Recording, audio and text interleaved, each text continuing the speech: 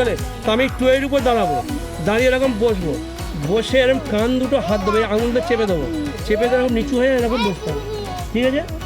যতটা নিচু সম্ভব।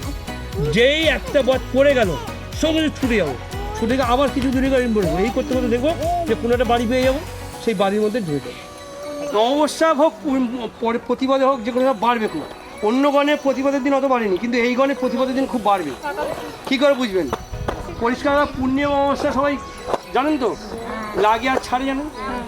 যখন লাগে তার থেকে যদি দেরি করে ছাড়ে তাহলে জলটা কম উঠবে, যখন লাগে তার থেকে যদি যত আগে ছাড়বে ততটা জল বাড়বে।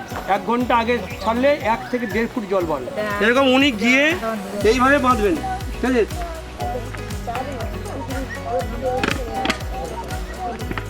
এটা এখান থেকে বাঁধবেন এই জায়গা।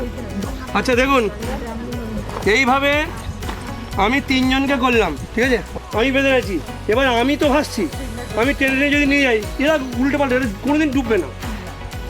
উল্টো পাল্টুক যাই পারে করুন, জলও খাবে না, কেননা ওরা মুখটাও ঢোকাতে পারবে না। তাহলে বাচ্চা বলে শীতকালে আমি ছাড়লাম না, যদি ফেলে দিই দূর করে আর জোরে ফেলে দিই ওরা ডুব মারতে পারবে না, এইভাবে নিয়ে চলে যাবো। আমি 10টা বাচ্চা নিয়ে চলে যেতে পারি, একা একজনই ট্রেনিং নিয়েছে, তিনি 10টাই চলে যাবেন। দুজনই কিন্তু গরানপুর গ্রাম বিকাশ কেন্দ্র এবং বা এই গ্রামের রেস্কিউ মেম্বার, উদ্ধারকারী দল তার মধ্যে সদস্য, উনি কিন্তু এখানে আছেন। ভালো করে একটা জায়গায় বেঁধেছে, বেঁধে এটা নিয়ে উনি যখন ভেসে ভেসে আসছেন এরকম দূরে ছুড়ে দেবেন। এই যে হয়ে গেছে এরকম। এবার যে কোনো জনকে শুয়ে নিতে পারি আমি, যত 4 দিন কিচ্ছু হবে না, পড়বেই না এবং আরামসে যাবে, আমার কোনো স্ট্রেচার দরকার নেই।